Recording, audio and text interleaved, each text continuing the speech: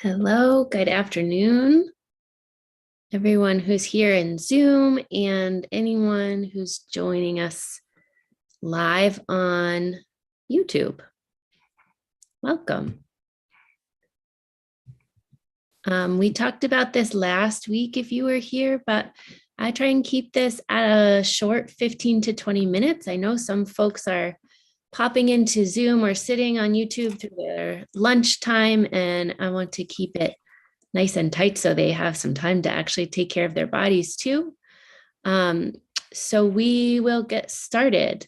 I'm going to keep everybody muted while we're going, just so we don't get any background noise. Let's take a deep breath. I'm going to share my screen, and if you have a chalice to light or a candle nearby, I invite you to light it. If not, we have this chalice on our screen, and I will light one on your behalf in person too.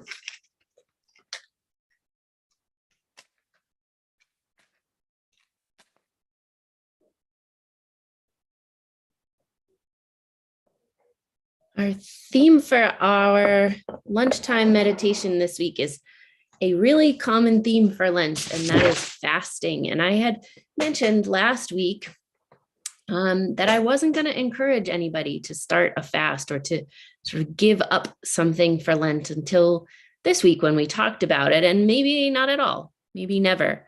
But I want to start with some chalice lighting words from the poet Hafez.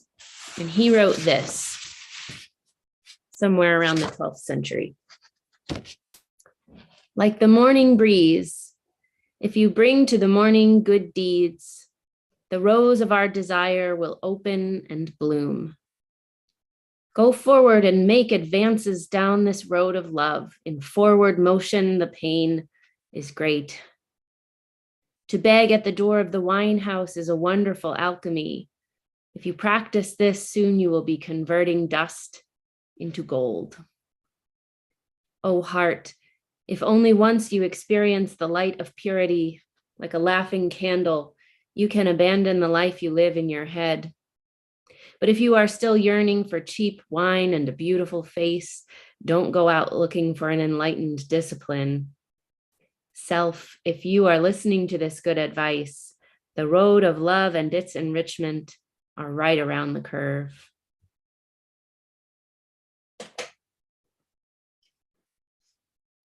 So let's jump in.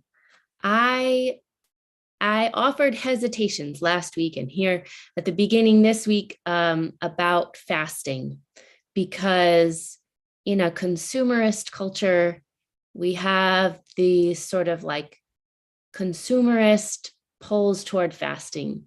Fasting is a way to sort of buy ourselves into a version of a body that this world accepts. Buy ourselves the person we are told we ought to be.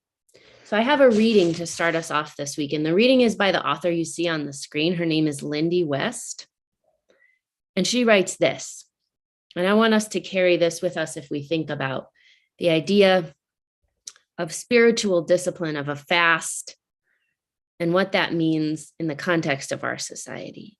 She writes, "What do you do when you're too big in a world where bigness is cast not only as aesthetically objectionable, but also a moral failing? You fold yourself up like origami. You make yourself smaller in other ways. You take up less space with your personality since you can't with your body. You diet, you starve, you run till you taste blood in your throat. You count out your almonds. You try to buy back your humanity with pounds of flesh. Like most fat people who've been lectured about diet and exercise since childhood, I actually know an inordinate amount about nutrition and fitness. The number of nutrition classes and hospital-sponsored weight loss programs and individual dietitian consultations and tear-filled therapy sessions I've poured money into over the years makes me grind my teeth. Do you know how many jet skis I could have bought with that money? One jet ski. I can rattle off how many calories are in a banana or an egg or 6 almonds or a lean cuisine Santa Fe style rice and beans. I never did manage to lose weight though, not significantly. And my minor successes weren't any eating patterns that could be considered normal. The level of restriction that I was told by professionals was necessary for me to fix myself, essentially precluded any semblance of joyous, fulfilling human life.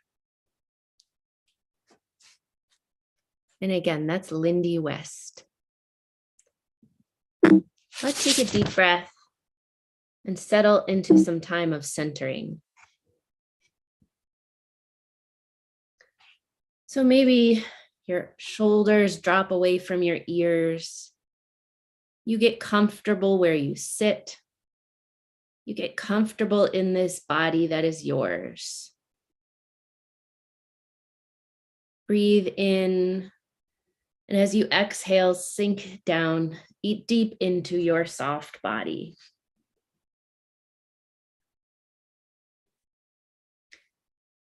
Breathe in as we sit with what Lindy West has written. The diet culture that she describes is pretty pervasive. And we treat this culture, we treat food culture like a spiritual practice.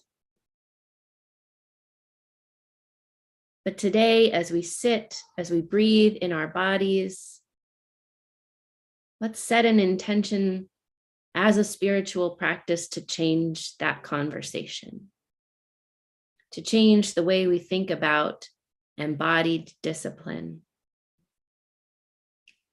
Breathe in and let out a delicious sigh.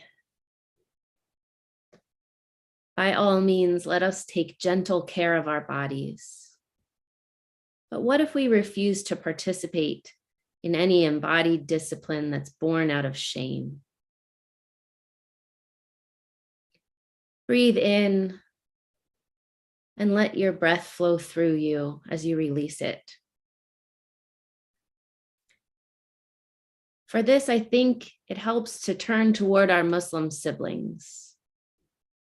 The Quran tells Muslims about fasting. God desires ease for you. God does not require hardship for you, but that you should complete a period of fasting and you should magnify God for having guided you, and that perhaps you may be thankful for it. Fasting from foods or bad habits or harmful behaviors, this can be a spiritual discipline rooted in joy and gratitude in community for the blessing of food and the connection of those who are without enough. So let's take a deep breath again. And as we exhale, let go of the whole idea of penitent shame as part of any embodied discipline we do. Let go of that idea of fasting. After all, God desires ease for you. Let's inhale and imagine what would change if we could cultivate a spiritual discipline that led us into rejoicing and celebration. Something that challenges us, pushes us, pains us even, not to be smaller, but to be better. To be bigger by connecting us to the wider web of our community. Let's take a deep breath. Let it out at the same time. And remind ourselves the purpose of spiritual discipline is to save us, not to reshape us so that we fit better into systems of oppression all around us, but to save us from the burdensome weight of attachment, from the prisons built up by our own greed or insecurity, from the social systems that divide us, from the torture chambers of self-hate or self-harm. From all these ways we find ourselves disconnected from one another, from the world, from our own deepest selves. Let's take a breath. And as we let it out, we remember salvation. Salvation has got to feel like joy. So if your fasting feels like another prison, keeping you from swimming in the river of joy, let go of that too. Let's take one more breath together. And as we exhale, we commit ourselves to strip away all that robs us of our joy, our togetherness. May we only fast to pare ourselves down to the bare roots of belonging to one another and to this beautiful world. Let's breathe together in silence for a few moments now.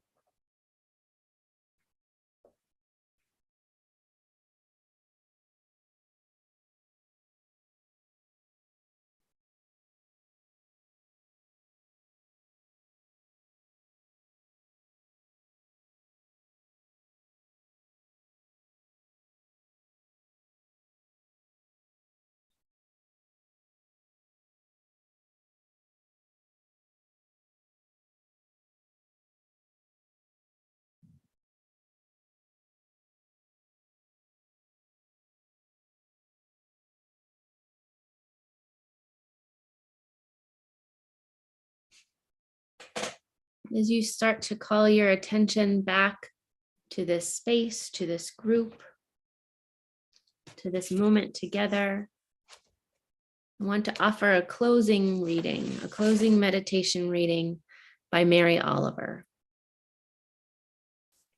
She writes this: "You do not have to be good.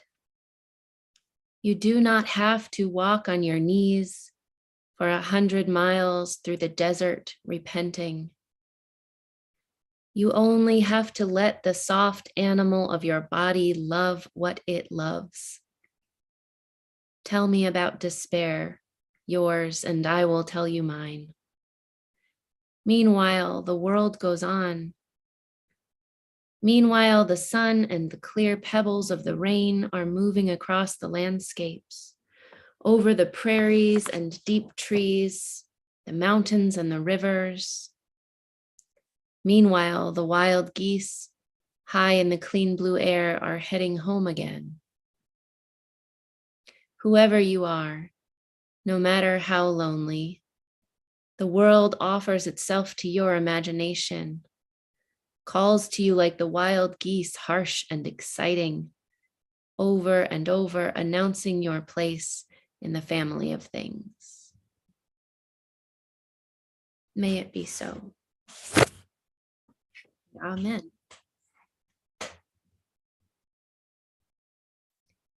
Friends, thank you so much for joining us today. Let's take one more breath together before we exit and let it go. And feel free to drop in again next Friday, all through Lent until April 17th. We'll come together at lunchtime at 12:30 every Friday. So you can come every Friday or drop in once or twice here and there, however you feel called and whatever you have available to you. I look forward to seeing you soon. Thanks for joining. Bye.